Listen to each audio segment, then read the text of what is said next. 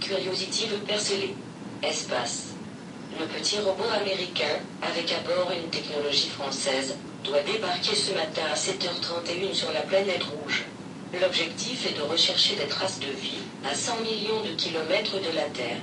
Florence Le Guen.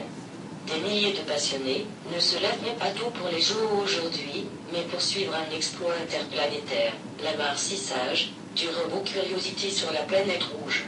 S'il réussit, ce serait l'un des événements aérospatiaux majeurs de tous les temps, selon les astrophysiciens.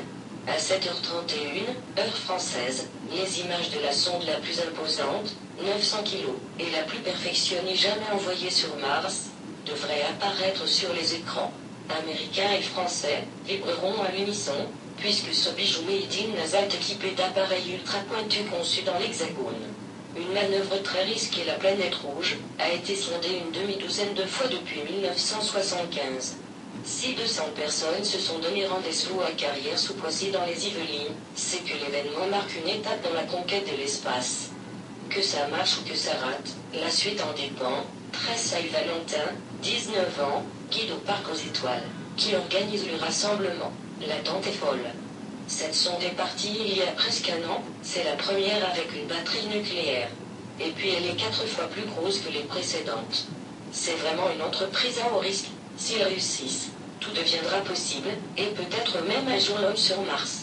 Au centre de contrôle de Curiosity, à Pasadena, Californie, les membres de la NASA ont un temps craint une tempête de poussière, écartée, mais redoutent l'atterrissage, baptisé 7 minutes de terreur, durant lesquelles la sonde devra décélérer de 20 000 km/h à 2 km/h. Sinon, elle s'écrasera. L'enjeu est technologique d'abord. Scientifique, évidemment. Humain, au fond.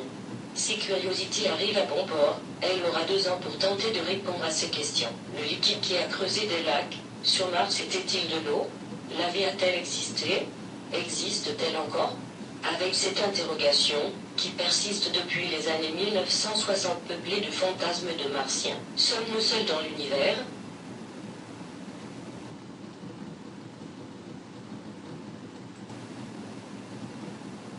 Curiosity veut percer l'espace.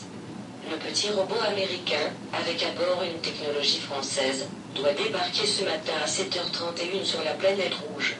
L'objectif est de rechercher des traces de vie à 100 millions de kilomètres de la Terre. Florence Le Guen. Des milliers de passionnés ne se lèveront pas tôt pour les JO aujourd'hui, mais pour suivre un exploit interplanétaire, l'amarcissage du robot Curiosity sur la planète rouge. S'il réussit, ce serait l'un des événements aérospatiaux majeurs de tous les temps, selon les astrophysiciens.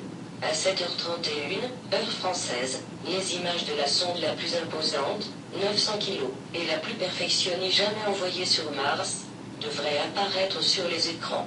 Américains et Français vibreront à l'unisson, puisque ce bijou made in NASA est équipé d'appareils ultra pointus conçus dans l'Hexagone.